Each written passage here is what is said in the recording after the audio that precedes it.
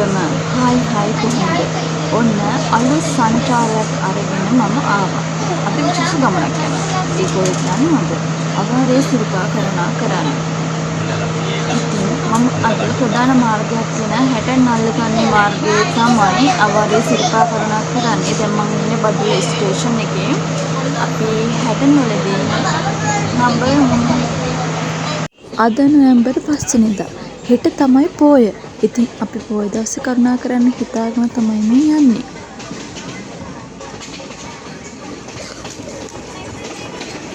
මම කොහේ යන්න හැදුවත් උඩ පැනගෙන එන එක්කෙනෙක් තමයි මේ ඉන්නේ.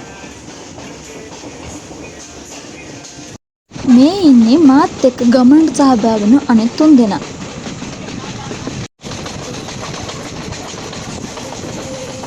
මම දැන් ඉන්නේ දෙමෝදර කළුපාලම හරියේ. මෙතන ලස්සන කතාවක් තියෙනවා කියන්න. විශ්වකර්ම නිර්මාණයක් ලෙස හඳුන්වන දෙමෝදර රේල් ගැටය ගැන තමයි කියන්නේ. වැඩිපුර මිනිස්සු එන්නේ කෝච්චි යන්න නෙවෙයි. ඒ එන්නේ මෙරට දුම්රිය මාර්ග සිටීමේ චිත්තාකර්ෂණීය පුදුම දනවන සුළු නිර්මාණයන් බලන්න. අද වෙද්දි ලෝකයේ එහා කෙරවලේ සංචාරකින් පවා ඇවිල්ලා බලලා යන තරමට ප්‍රසිද්ධ.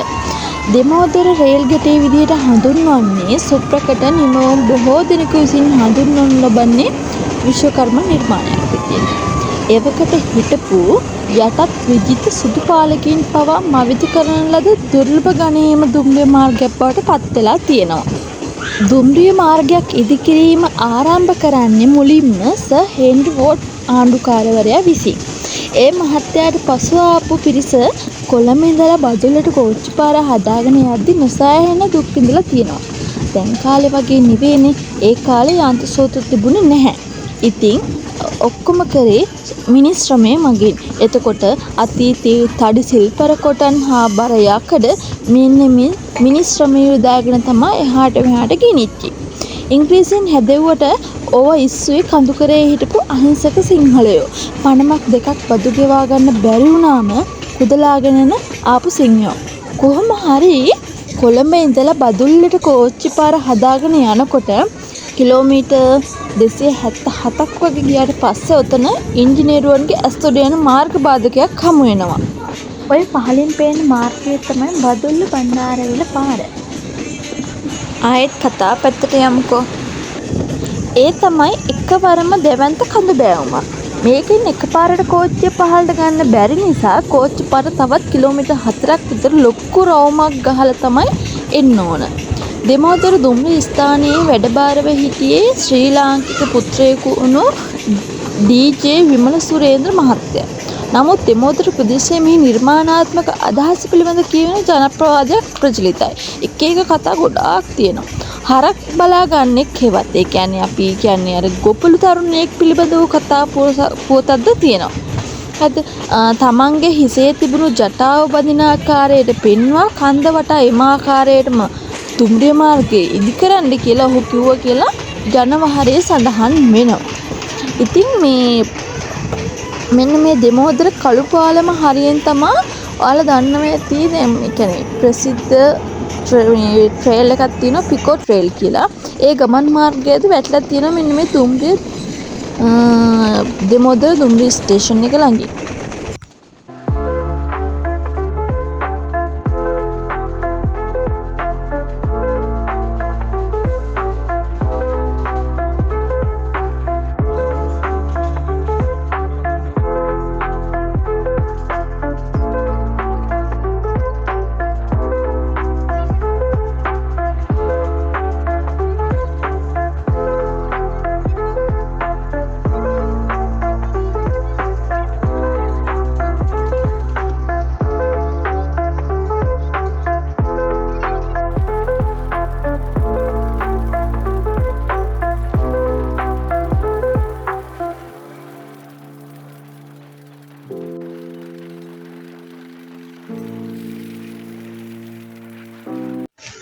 අපි දැන් ඉන්නේ හැටන ස්ටේෂන් එකේ. උදේ 8:50ට බදුල්ලෙන් ආවේ.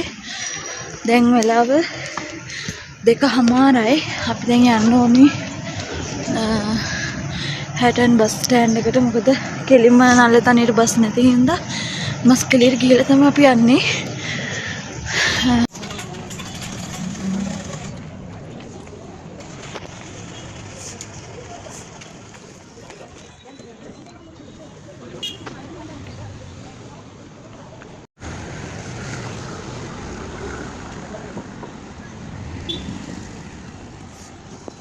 අපි දෙන්න දැන් ඉන්නේ හැටන් බස් ස්ටෑන්ඩ් එකේ. මෙතන තියෙනවා හැටන් මස්කෙලිය බස් එකක්. අපි මේ බස් එකේ තමයි ගියේ. නංගිගේ මගේ ගමන් සැහැල්ලුව ටිකක් විතර බර වැඩි. මොකද දවස් 2ක ගමනක් හින්දා. ඉතින් මේ බස් එකේ ඩ්‍රයිවරුයි කණ්ඩක්ටරයි මාරම හොඳයි. අපි දෙන්නට ෂීට් එකක් අරන් දීලා, අපි දෙන්නගේ බෑග් තියාගන්න තැනක් දීලා, බස් එකේ සෙනඟ ගොඩක් හිටියා. ඇත්තටම ඒ කාරුණික බවට මම ගොඩක් සතුටු වෙනවා. ඒ වගේ මිනිස්සු ලංකාවේ ඉන්නවා කියනකොට පේනොන වලට මේ ලස්සන view එක බස් එකේ යන ගමනොත් මේදුම පිරිලා වැස්සත් එක්ක. ඊට පස්සේ මස්කෙලියට ආවට පස්සේ මස්කෙලියෙන් නල්ලතන්නියට යන බස් එක අරගෙන දුන්නෙත් මේ කන්ඩක්ටර් කතා කරලා. මොකද මේ බස් එක යන්න ඔන්න මෙන්න වගේ තිබ්බේ. අපිට විනාඩි 2ක් විතර පරක් වුණා නම් ඒ ටයිම් එකේ බස් එක අපේ අල්ලගන්න වෙන්නේ නැහැ.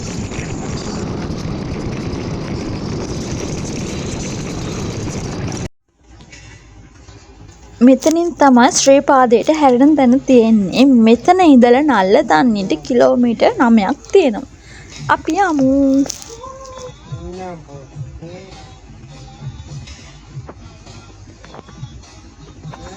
මේ බස් එකෙත් අපි දෙන්නට ඉස්සරහම ෂීට් දෙකක් තමයි හම්බ වුණේ. ඇත්තටම ගොඩක් සතුටු වෙනවා. මේ බස් එකෙත් ගොඩක් සෙනග හිටියා. ඒ මිනිස්සු කතා කරා, hina වුණා, විස්තර ඇහුවා. ඉතින් ඇත්තටම ගොඩක් සතුටුයි. අපි දැන් සංචාරයක් යනවා නම් අනිවාර්යයෙන්ම කරන්න ඕනේ දෙයක් තමයි මිනිස්සුත් එක්ක hina වෙලා කතා බහ කරන්න ඕනේ. ඒ සමාජයේ විදියට අපි එතන හැඩගැහෙන්න ඕනේ. ඉතින් අපි දැන් මේ පහු කරගෙන යන්නේ මවුසා කැලේ ජලාශය. මෙතන ලස්සන සමන් දේවාලයක් තියෙනවා. අපිට එතන බස් එකේ හිටපු අංකල් කෙනෙක් නම් කිව්වේ මෙතන ශ්‍රීපාදයට විදුලිය ගන්න බාරයක් වුණ තැනක් තමයි ඒ සමන් දේවාලය. ඉතින් දැන් ඒක ලොකුවට හදලා තියෙනවා.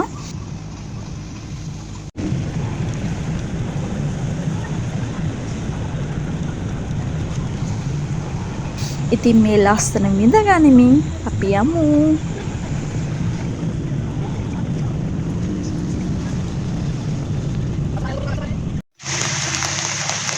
අපි දැන් ඉන්නේ නල්ලතන්නේ. නල්ලතන්නේ ඉඳලා දැන් අද රැට නැවතිලා හෙට උදේ තමයි යන්නේ. හෙට පොය වප්පොය. ඉතින් උදේ 6ට කරුණා කරනවා අපි. අපි දැන් නවතින තැනට යමු. අපි මේක කවුද?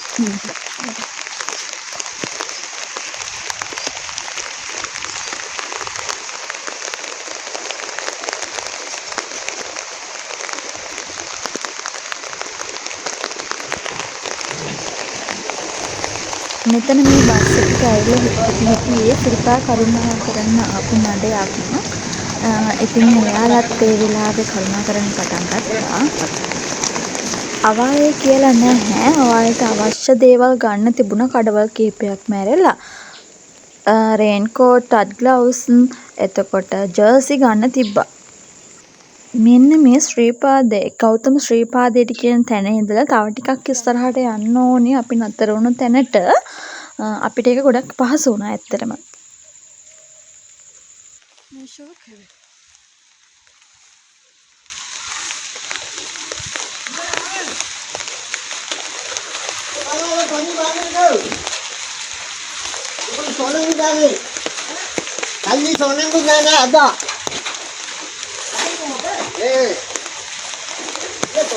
අපි යනකොටත් වැස්ස ටික ටික වැඩි වෙන්න ගත්තා. ඔයාලට ලස්සන view එකක් පෙන්වන්න මේ තියෙන්නේ. මේ වෙලාවේ මෙන්න මෙතන තියෙන මේ කන්ද තනි කර මේදුමෙන් වැහිලා. ඇත්තට මේ vibe එක මට කියන්න තේරෙන්නේ. මාරම ලස්සනක් තියෙන්නේ. මේ තියෙන්නේ අපි නැවතුණු තැන ඩිලානි හොටෙල්. අපි නෝමල් රූම් එකක් තමයි ගත්තේ. රුපියල් 1500ක් වුණා. අපි රෑ කෑම විතරයි එතනින් ඕඩර් කරගත්තේ. රෑ කෑම එකක් ගත්තා. එතකොට පාන්දර අපි යනකොට තේ බෝතලයක් හදාගත්තා. ඒ ඔක්කොටම අපිට රුපියල් 2000ක් ගියා එතන බජට් එක. මේක අපි නැවතිලා හිටපු තැන ඉඳලා ටිකක් පහළට ආවම සීතගංගුල හම්බෙනවා. එතන ඉඳලා පේන view එක තමයි මේ.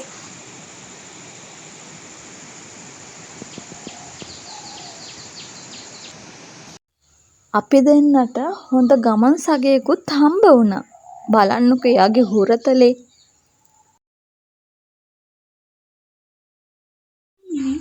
good morning. ඔන්න ඉතින් අද පොය දවස. හෝ කියන්න අමතක වුණානේ අපි ප්ලෑන් එක වෙනස් කරානේ. අපි කරුණා කරන්න හිටියේ උදේ 6ට. හැබැයි අපි පාන්දර 3 වෙනකොට කරුණා කරන්න පටන් ගත්තා. ඒ මොකද ඉරසේවිත් බලන්නම් කියලා. හැබැයි පොඩ්ඩක් මිස් වුණා. අපි ඇහැල කනුවට වගේ යනකොට 6:20 වගේ වුණා. ඉතින් ඒ හරියට දැකපු දර්ශන ටික තමයි මම මේ ඔයාලට කියන්නේ. බලන්නකෝ. මීදුමින් වැහෙනවා. ආයි මීදුම නැති වෙනවා. මාරම ලස්සන. අර ඈතින් පේන්නේ ඔයාලට මාවුස්සක්කල ජලාශය. බලන්න මේ අපි උඩට කරුණා කරද්දි ගත්ත වීඩියෝ ටිකක් තමයි මේ.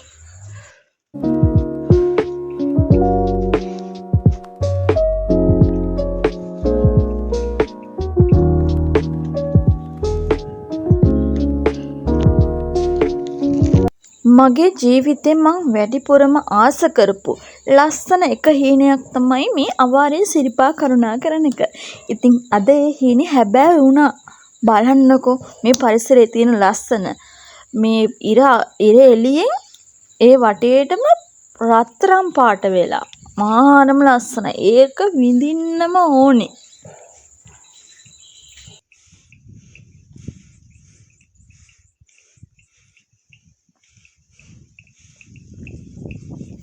මම දැන් ඉන්නේ 4109 වෙනි පඩිපෙළේ. ඇත්තටම මට හිතෙනවා මම ඉන්නේ දිව්‍ය ලෝකෙක කියලා.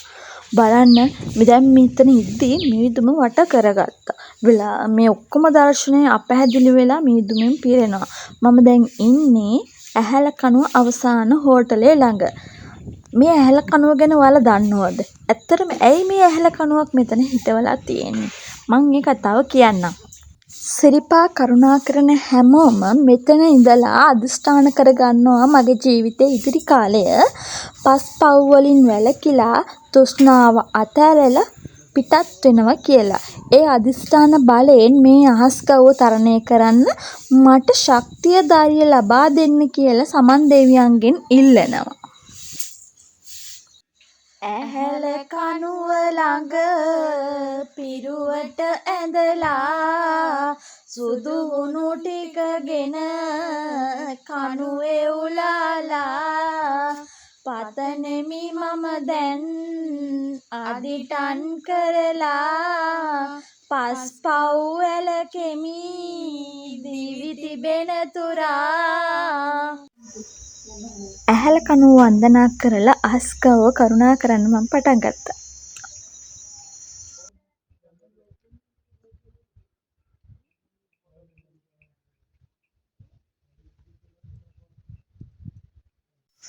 අවාරේ නම් මේ පඩිපෙල් මල් වලින් එක එක ශාක වලින් වැහිලා තියෙන්නේ. වාරයට තමයි මේවා සුද්ධ කරන්නේ. ඉතින් බලන්නකෝ එක පැත්තක් විතරයි යන්න පුළුවන්, අනිත් පැත්තේ කරුණා කරන්න බෑ. මේ බලන්න මේ කහ පාට මල්, මේකට කියන නම නම් දන්නේ නැහැ. ඇත්තටම ඒ පාර දිගටම මේ මල් වලින් තමයි සැරසිලා තිබුණේ. මේ පාන්දර කරුණා කරපු අය පහලට කරුණා කරනවා.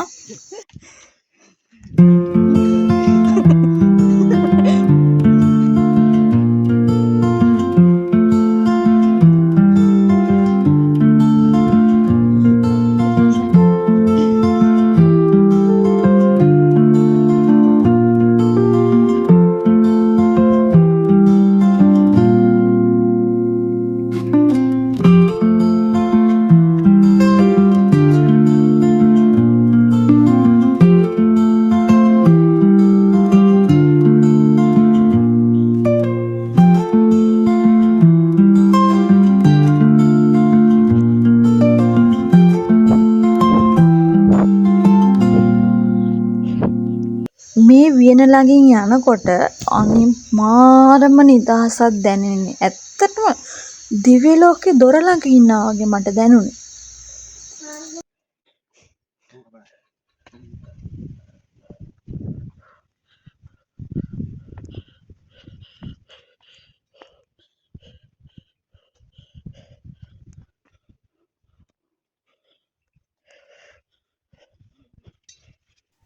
අපිට හම්බ වුණා තවත් නඩයක් ඉහළට කරුණා කරන. ඔයාලා දැක්කද මේ පොලිතින් එක? මට ඔයාලගෙන් ඉල්ලීමක් කරන්න ඕනේ. ඔයාලා වාරේ සිරිපා කරුණා කරනවද? අවාරේ සිරිපා කරුණා කරනවද? කොහොම සිරිපා කරුණා කරත් ඔයාලා ගෙනියන පුංචි දේ වුණත් සියලුම පොලිතින් බෑග්ස්, ප්ලාස්ටික් හැමදේම ආයෙත් පහළට අරන් එන්න. මේ වගේ තැන් වල නම් දාන්න එපා. ඇත්තටම පහළ නම් කුණු අඩුවෙන් තිබුණේ, උඩ ටිකක් වැඩියෙන් තිබුණා. මොකද දැන් මේ යන්නෙත් අවාරේනේ. ඉතින් අපේ මිනිස්සු කරන පොඩි වැරැද්දකින් හරි තමයි අපිට මේ තියෙන බලන්න යන්න පුළුවන් අවස්ථාවක් නැති වෙන්නේ.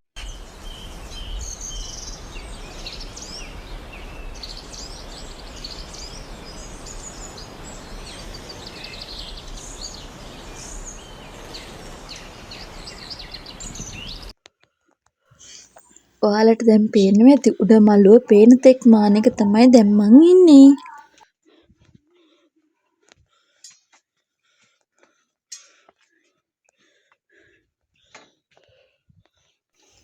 ඔයාටත් පේනවද මෙතන මේ කාඩ්බෝඩ් බොක්ස් එකකුත් දාලා තියෙනවා. තැන් වල කුණු දාන්න එපා. ලොකුම ඉල්ලීම තමයි ඒක.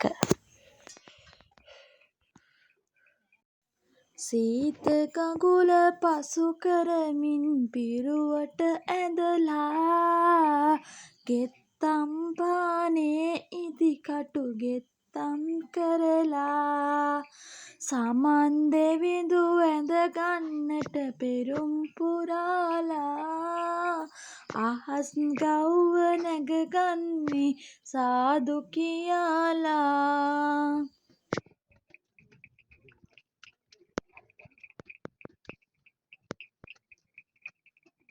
මම දැන් ඉන්නේ උඩ මළුවේ. අද පොය දවසනේ. ඒක නිසා කට්ටිය ටිකක් වැඩි. මම මුලින්ම කිව්වා මං ඉන්නේ දැන් දිව්‍ය ලෝකෙක කියලා. ඔයාලටම පේනවා ඇතිනේ වලාකුළු වල උඩ ඉන්නේ. ඉතින් වාරෙට තව තියෙන්නේ පොයවල් 2යි. ලංකාවේ සංචාරකයෙක් නම් කාට වුණත් ලොකු බලාපොරොත්තුවක් තියෙනවා අවාරේ සිරිපා කරුණා කරන්න. කතාවක් තියෙනවා අවාරේ සිරිපා කරුණා කරන්න දෙව් බඹුන් කියලා. ඉතින් අපි අවාරේ සිරිපා කරුණා කරන්නේ ලස්සන පරිසරයේ තියෙන ලස්සන ස්වභාව සෞන්දර්ය විඳ ගන්න.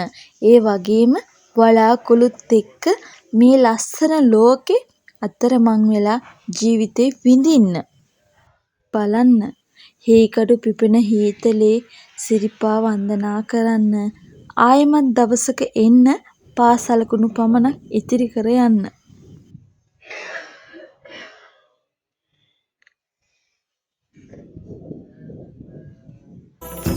සද්ද නොකර තුන් යාමේ වටින්නේ සුන්ද පිච්ච සුවඳින් නොතොරන්නේ ඉන්ද සවන් කුසුමින් ගොද දෙන්නේ සුන්ද දෙවිඳෝ ගම්බාර වඳින්නේ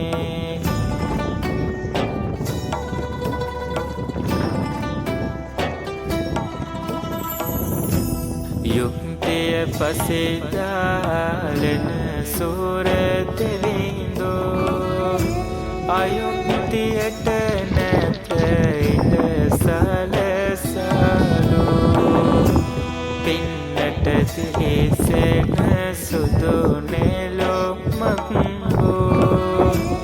ගම්බර දෙවිඳුන් මම දෙමු සාදු සද්ද නොකර තුන්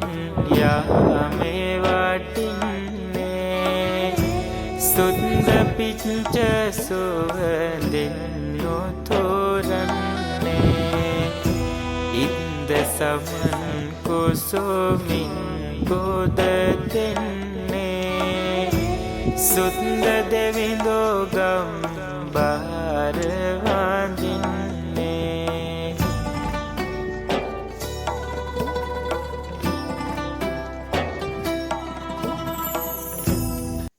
අපි දැන් බුදුන් වහන්සේගේ සිරිපතුල වන්දනා කිරීමට තමයි යන්නේ.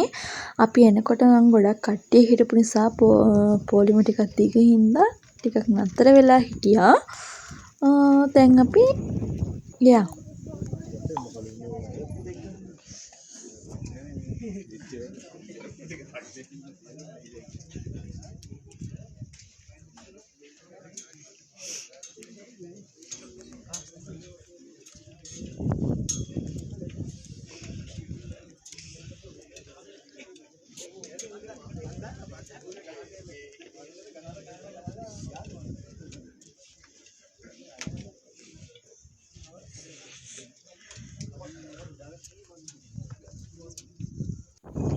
අපි හිතුවා හැටන් පාරෙන්ම පහළට කරුණා කරන්නේ නැතුව රත්නපුර පාරෙන් පහළට කරුණා කරන්න.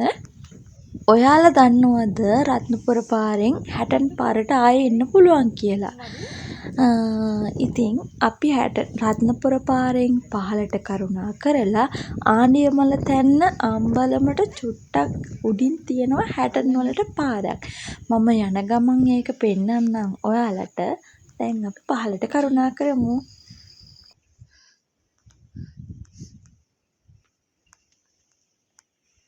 බලන්නකො ලස්සන.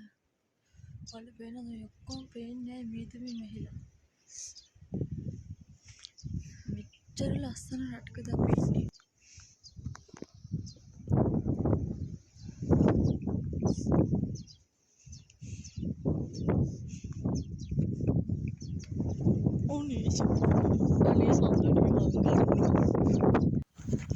පරිසරයේ තියෙන සුන්දරත්වය, ගතට දැනෙන සිසිලස, අපේ ජීවිතයේ තියෙන ප්‍රශ්න, දුක් මේ හැම දේම නැති වෙලා යන තරමට සෝබාදහම අපිත් එක්ක බැඳිලා.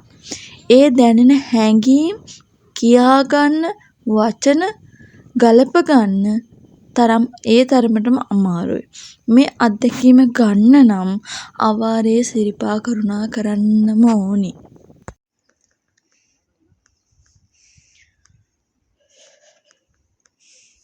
අනේ ෂෝක්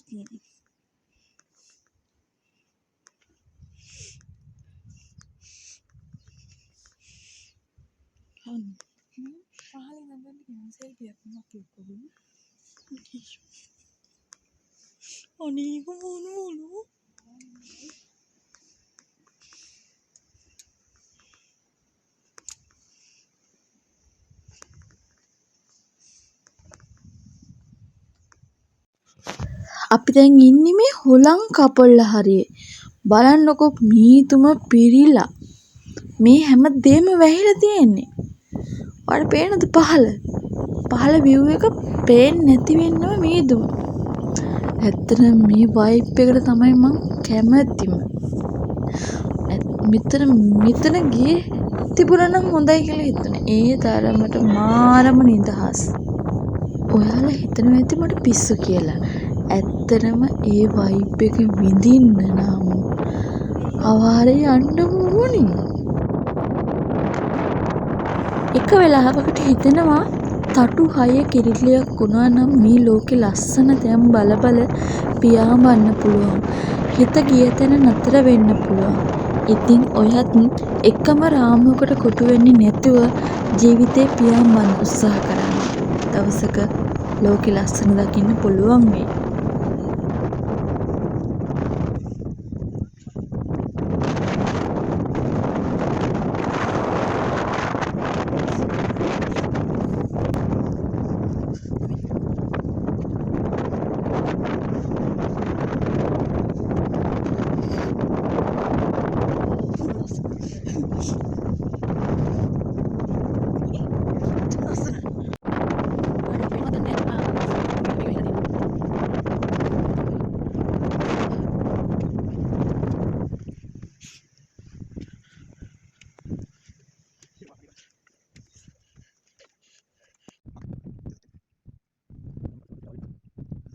ඔයාලට පේනවා ඇති මෙතන තියෙන මේ කඳු යායවල් ටික මීදුමින් වැහිලා තියෙන්නේ. අපි ටිකක් පහළට ගිහින් බලමු මොනවද තියෙන්නේ කියලා.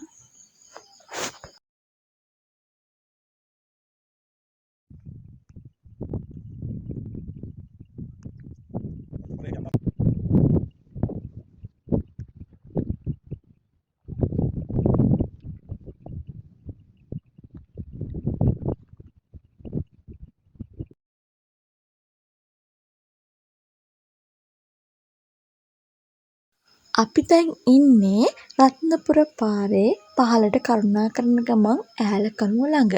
මේ වගේම හැටන් මාර්ගයේත් මම කලින් සඳහන් කළා වගේ ඇහැලකණුවක් තියෙනවා.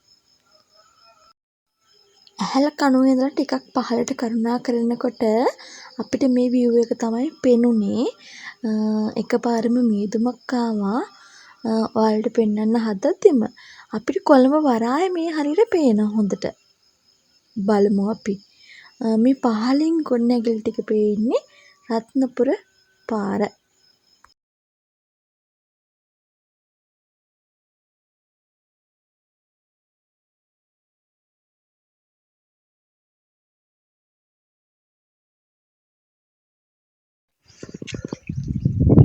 තොරණ පේන්නේ මකරතම රත්නපුර පාරයි කුරුවිට පාරයි ඇවිල්ලා. ඉතින් පහළ පේන්නේ ගොඩක් උඩ නැගිලි. ඒ ටික හැරමිටි වාන රත්නපුර පාරයි. ඒත් එක්කම සීත කඟුල පේනවා තව ටිකක් ඈතින් බැලුවාම. රතු පාටට මේ ඉතිරිපදමන්වලේ වෝටර්ස් ටික තමයි පේන්නේ. ඒත් එක්කම දකුණට පැත්තේ මකරතම පැත්තෙන් ගත්තාම තියෙන්නේ කුරුවිට පාරේ මේ ගෙත්තම් පාර. ඒ කියන්නේ නිදිකටු පාර. ඒකට ළඟම පේන්නේ ආඩිය මල දැන්. කොළඹ පේන ඇතිම වැල්. මේ කන්ද අර පේන්නේ මේක බල මේ කෙලින් බලන්න අර වලාකුළු ටික තියෙන්නේ. ඒ යට තියෙන කොළඹ. මේ විතර මැද්ද බලන්නකෝ. මැද්දෙන් කෙලින්ම බලන්න. දැන් ආයෙ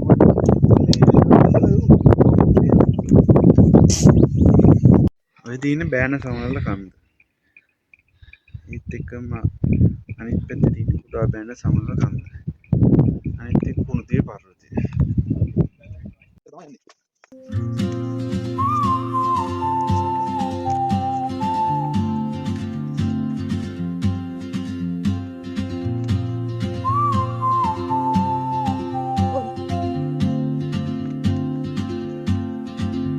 She moves like a map with no borders, a whisper caught in the wind.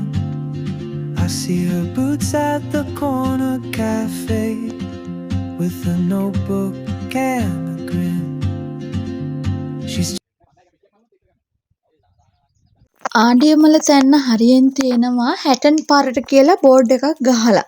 එතනින් ඇතුළට තමයි අපි හැටන් පාරට සම්බන්ධ වෙන්නේ. මෙතන හරියටම දුර කොච්චරද කියලා කියන්න අමාරුයි. කිලෝමීටරයක් වගේ අපි ආව කොහොම හරි.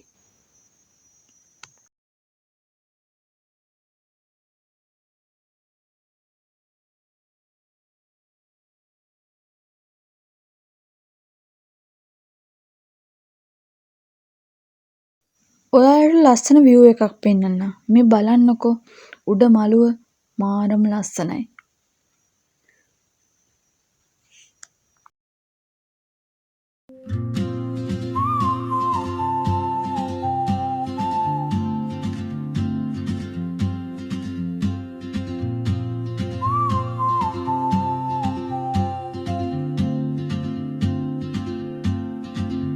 She moves like a map with no borders, a whisper caught in the wind.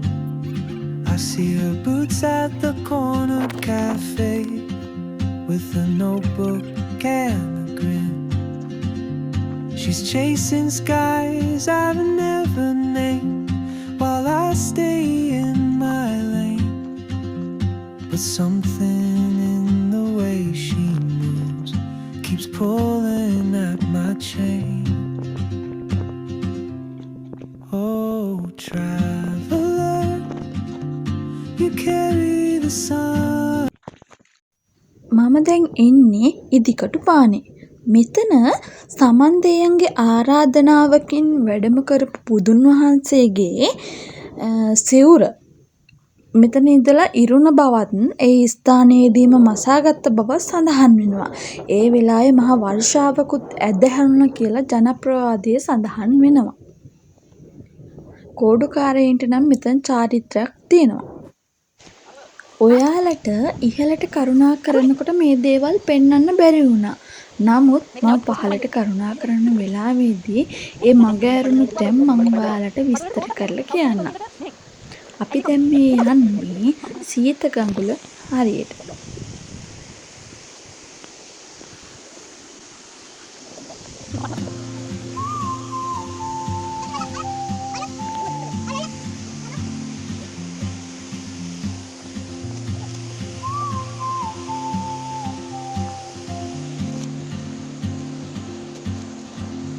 She moves like a map with no borders. කෝඩුකාරයින්ගේ පළවෙනි චාරිත්‍රය තමයි සීතකඟුලෙන් නාලා මෙතන බොදුන් වැඳලා ගෙනපු පඬුරක් ගැට ගහගෙන උඩට කරුණා කරන එක. සීතකඟුල ආරම්භ වෙන්නේ ශ්‍රීපාද රක්ෂිතයෙන් ඉහළින්. ඉතින් මේ සීතකඟුලේ ජලය එකතු වෙන්නේ මාඋසා කැලේ ජලාශයට. මෙන්න මේ මාඋසා කැලේ ජලාශයට තවත් ඇලි දෙකක ජලය එකතු වෙනවා. ඒ තමයි මරේ ඇල්ලයි ගාඩ්නෝ ඇල්ලයි. ඉතින් මේ දෙකේම වතුරයි සීතකඟුලේ වතුරයි එකතු වෙලා කෙලින්ම යනවා කැලණි ගඟට. ඉතින් කැලණි ගඟින් අන්තිමට යන්නේ මහා මුහුදට. මේ ගැන ලස්සන කවි පන්තියකුත් සඳහන් වෙනවා. ඉතින් මේ ලස්සන බලන ගමන් මම ඒකත් කියන්නම්කෝ. කැලණි ගඟේ ඔරු යන්නට දියවර දුන්නේ කවුදෝ සිරිපාදේ සමනොල ගල සීත කඟුල නොවේදෝ.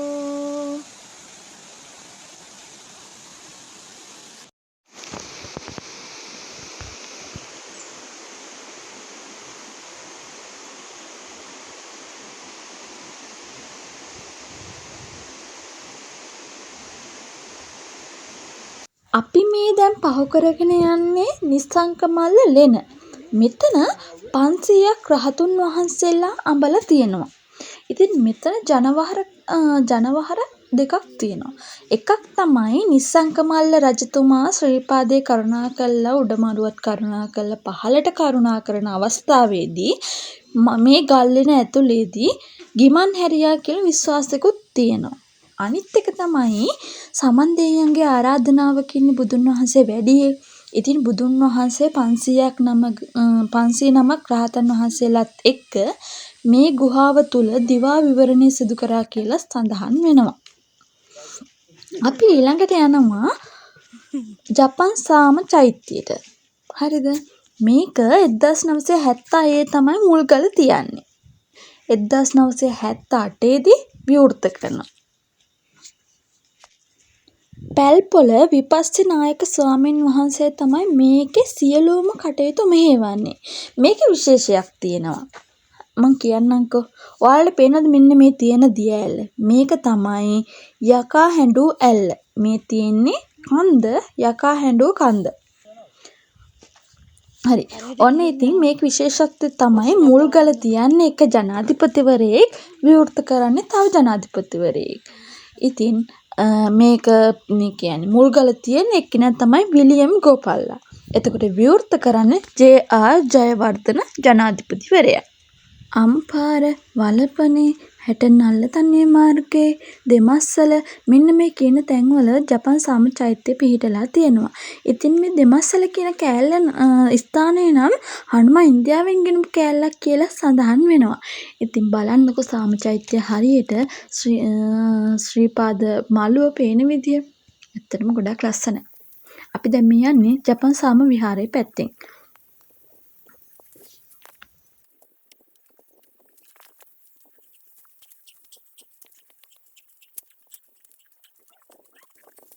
මේ තියෙන්නේ ඇලිගොඩ ඇල්ල. මේක දියලි දාමයක් ඔස්සේ කඩන් වැටෙන හින්දා තමයි ඇලිගොඩ ඇල්ල කියලා හඳුන්වන්නේ. දැන් අපි මේ පහු කරන්නේ රතු පාලම. මේ රතු පාලම යටින් ගලාගෙන යන්නේ සීත ගඟුලේ පහළ කොටස. අපි දැන් මේ පහු කරගෙන ආවේ මකර තොරණ. 1950 දී ගල්ඔඩොන් විසින් තමයි මේක හදලා තියෙන්නේ. 1950 තමයි ශ්‍රීපාදයට විදුලි අරන් තියෙන්නේ. ඉතින් ඒක සමරු පළකයක් විදිහට තමයි මේක නිර්මාණය කරලා තියෙන්නේ. ඔයාලට පේනවද මේ උඩම තියෙනවා කීර්තිමුඛ මූණ. මේක Hindu සංකල්පයට තමයි හදලා තියෙන්නේ. මේක ඊශ්වර දෙවියන් බව සඳහන් වෙනවා. ඊට පස්සේ දෙපැත්තට තියෙනවා විහිදලා තියෙනවා මනක් කල්පිත මකර දෙන්නෙක්. අතීතයේ හිටපු චිත්‍ර ශිල්පීන් මවාගත්ත චිත්‍ර රූපයක් ආකාරයෙන් තමයි මේ මකරු දෙන්න හදලා තියෙන්නේ. මකරුන්ගේ විස්තර කියනවා නම් මේක මේ සත්තු 7 දෙනෙක් නියෝජනය කරන විදිහට තමයි මේ මකර හදලා තියෙන්නේ. එක්කෙනෙක් තමයි මේ 7 දෙනාගෙන් එක්කෙනෙක් තමයි ඇතකුගේ හොඬක් ආකාරයට. එතකොට ඊළඟ එක ඌරෙකුගේ කන් දෙකක් විදියට, වඳුරෙකුගේ ඇස් දෙකක් විදියට, සිංහයෙකුගේ පාද විදියට, කිඹුලෙකුගේ දත් විදියට, මාළුවෙකුගේ වරල් විදියට, ගුරුලෙකුගේ පියාපත් විදියට මෙන්න මේ මකරු දෙන්න හදලා තියෙනවා. ඊට පස්සේ මැද තියෙනවා ලක්ෂ්මී දෙවඟන වැඩ ඉන්නවා. හස්ති රාජයන් දෙන්නෙක් දෙපැත්තේ ඉඳලා පැන් දෝවණය කරන ආකාරය තමයි මේකේ නිර්මාණය කරලා තියෙන්නේ.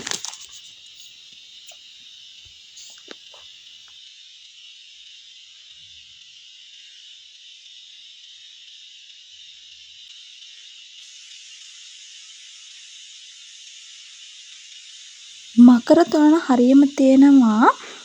ඊට එහා පැත්තේ ඔයාලා පේනද මේ ගස් අතරින් පේන දිය ඇල්ල. මේක අවාරයට විතරයි සක්‍රිය වෙන්නේ. මේක රජමලේ ඇල්ල, ශ්‍රීපාද ඇල්ල කියලා කියනවා. මේක කටවහරින් තමයි ඉන්නේ.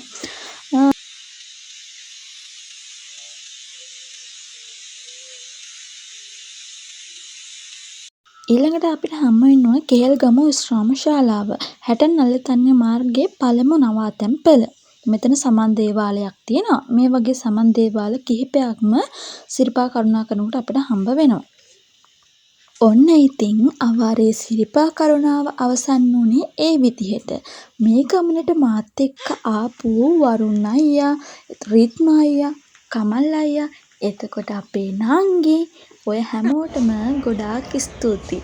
ඔන්න ඉතින් අපි දැන් හැටන් වලට ඇවිල්ලා උඩරට මැණිකෙත් එක්ක ගෙදර ඉන්නයි හදන්නේ. හැල්මේ දුවන මේ ජීවිතේ මඳකට නතර වෙලා ඔයා වෙනුවෙන් දෙයක් කරන්න. ඔයාව සතුටු කරන විදිය දෙයක් කරන්න. ඉතින් ආයෙත් අලුත් සංචාරයකින් හමු වෙනකන් ගිහින් ඉන්නම්. ඔයාලා සතුටින් ඉන්න. මගේ channel එක subscribe කරලා නැත්නම් subscribe කරන්න. like කරන්න. bye.